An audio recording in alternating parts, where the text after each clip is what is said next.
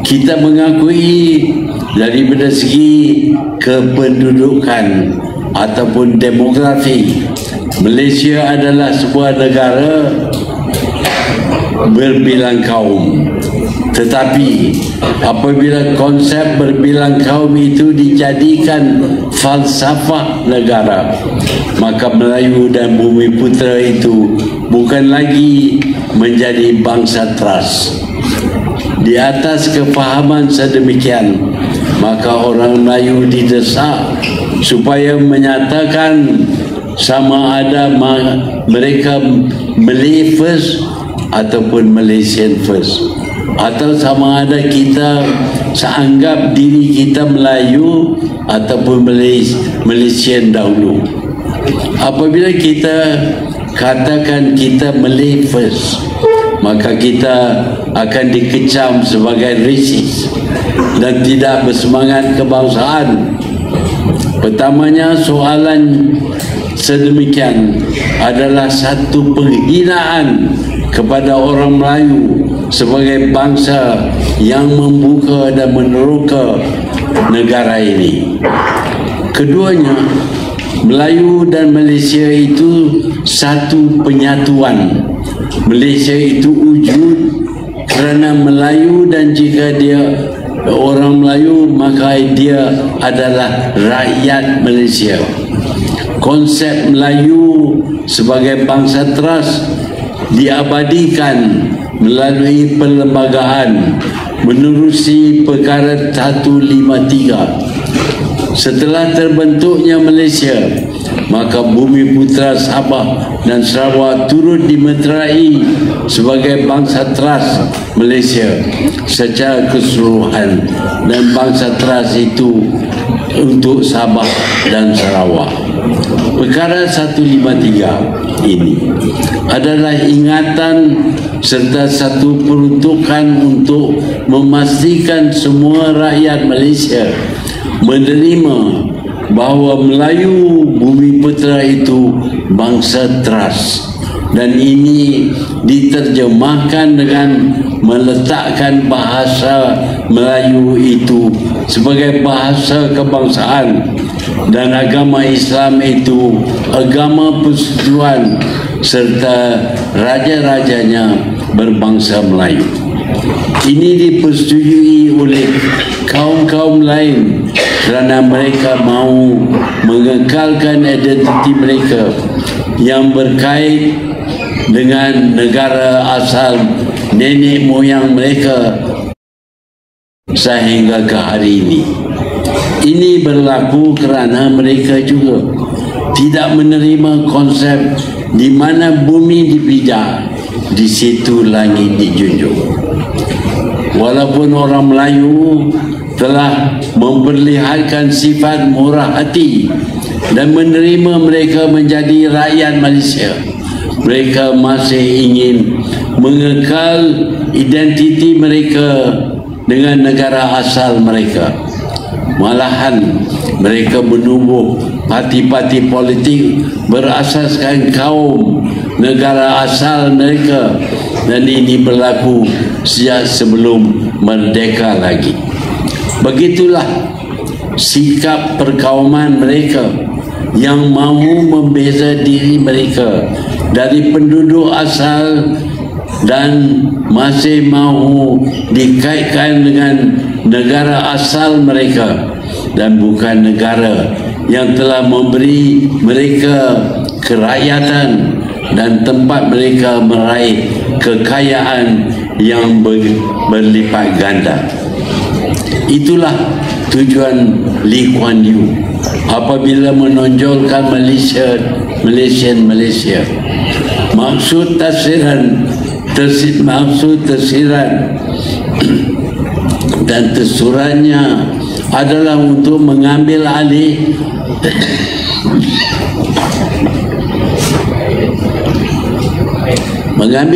kerajaan yang dipimpin oleh orang Melayu seperti mana dia berjaya lakukan di Singapura. Tidak ada mana-mana negara di dunia pihak pendatang membentuk parti politik berkait dengan negara asal mereka yang bertujuan untuk mengambil alih kerajaan dari tangan penduduk tanah air yang asal. Sekarang ini di celah-celah tekanan yang mahu menghakis identiti Melayu, kita pula terperangkap dengan masalah kemiskinan di celah-celah kejayaan orang Melayu yang mencapai kejayaan ekonomi. Kerana kemiskinan ini, salah satu yang kerap orang Melayu lakukan ialah dengan menjual tanah. Kita sedar kadang-kala sudah tidak ada upaya selain menjual tanah untuk menghadapi kekangan kehidupan.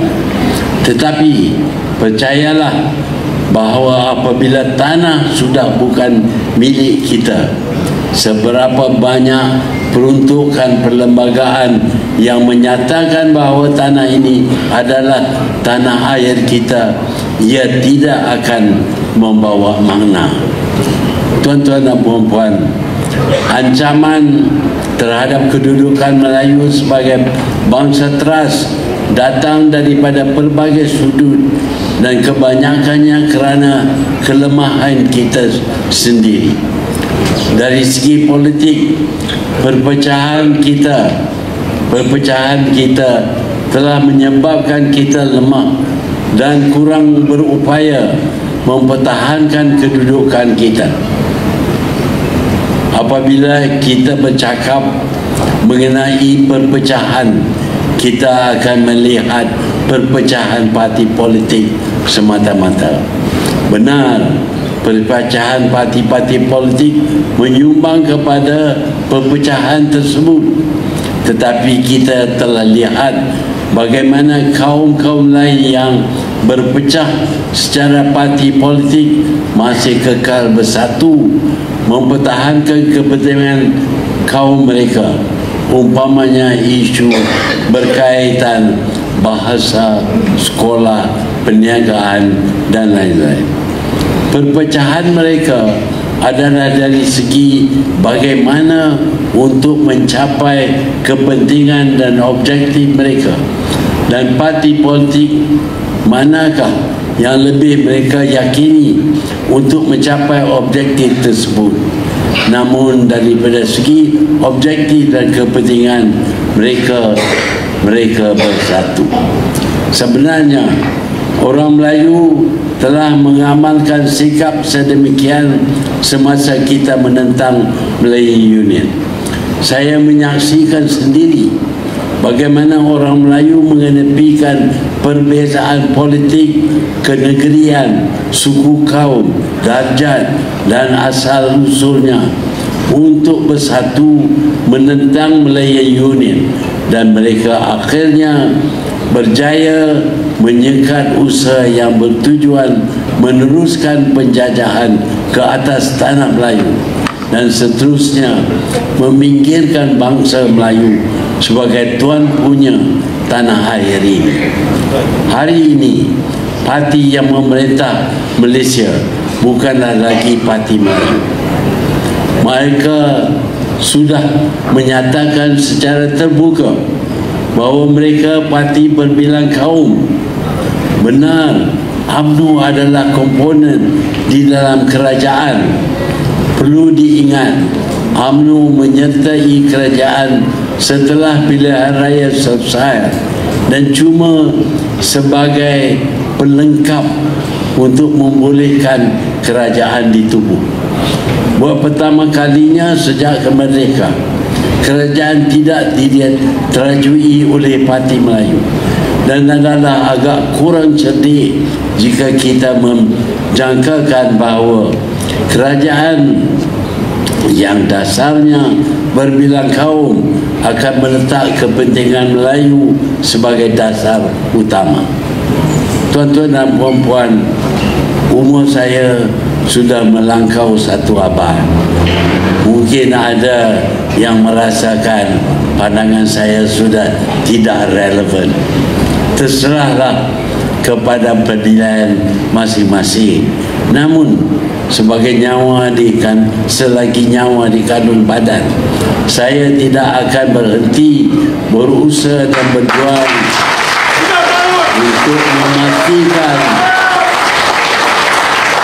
untuk memastikan bangsa saya, agama saya dan tanah air saya tidak berpindah milik ke tangan orang lain.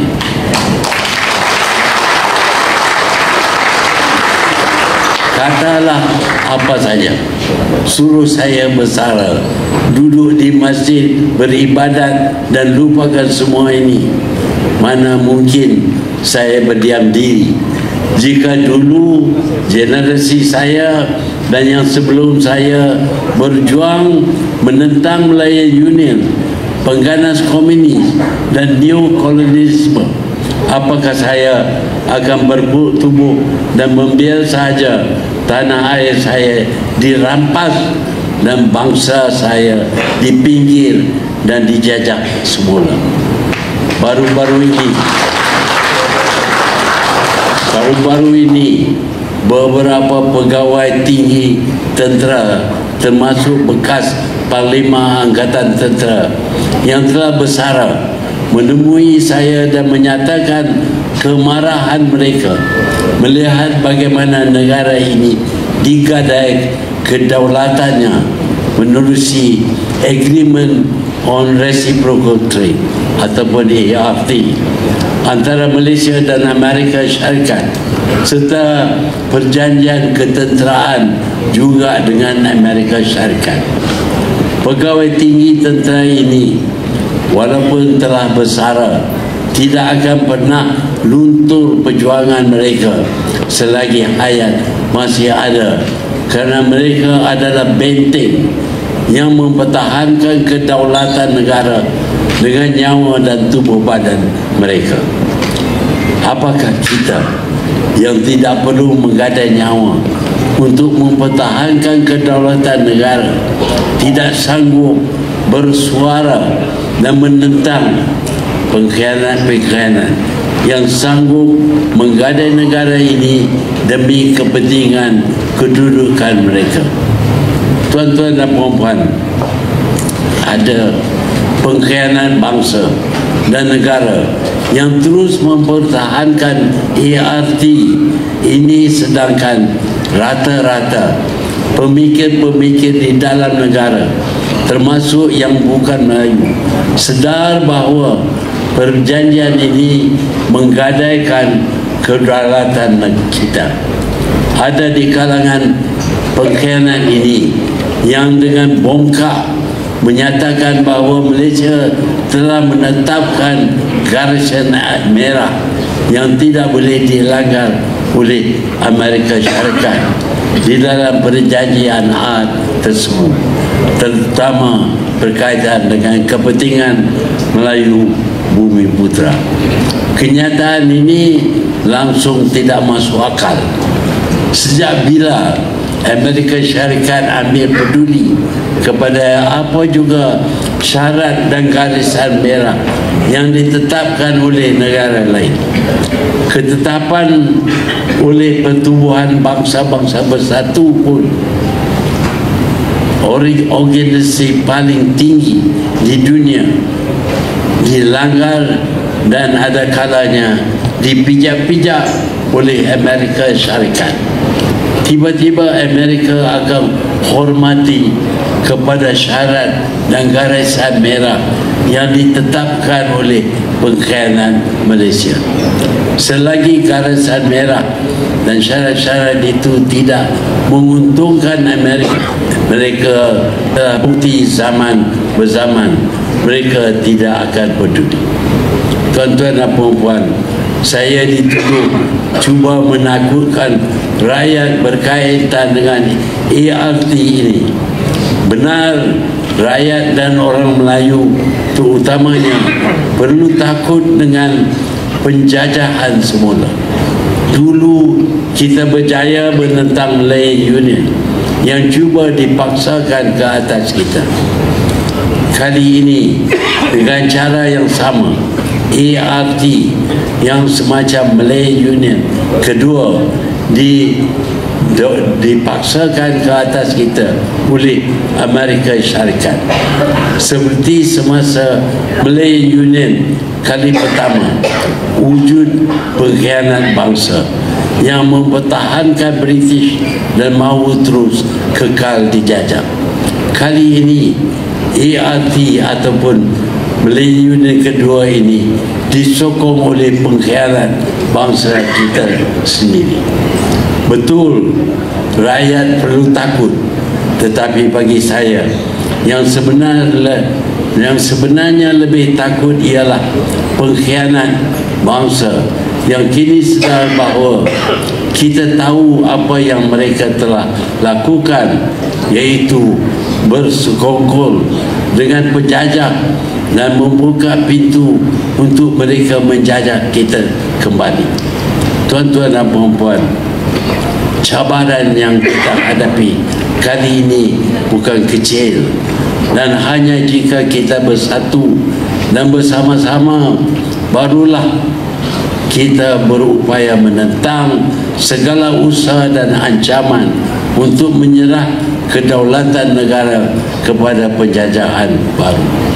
Art ini tidak ada beza dengan perjanjian Malaysian Union.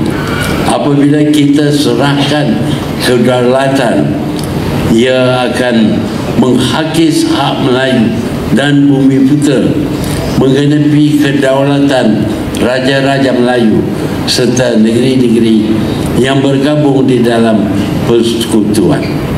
Jika di tahun 1946 ketika kita di dalam serba kekurangan berjaya menentang Malaysian Union semata-mata kerana kita bersatu, ini bermakna hanya dengan bersatu juga kita mampu menentang ART dan juga mempertahankan kepentingan Melayu bumi putera sebagai bangsa teras. Walaupun seruan saya telah diejek dan dihina sebelum ini, saya tetap menyeru kepada orang Melayu untuk kembali bersatu dan pertahankan kedudukan kita sebagai bangsa teras negara ini.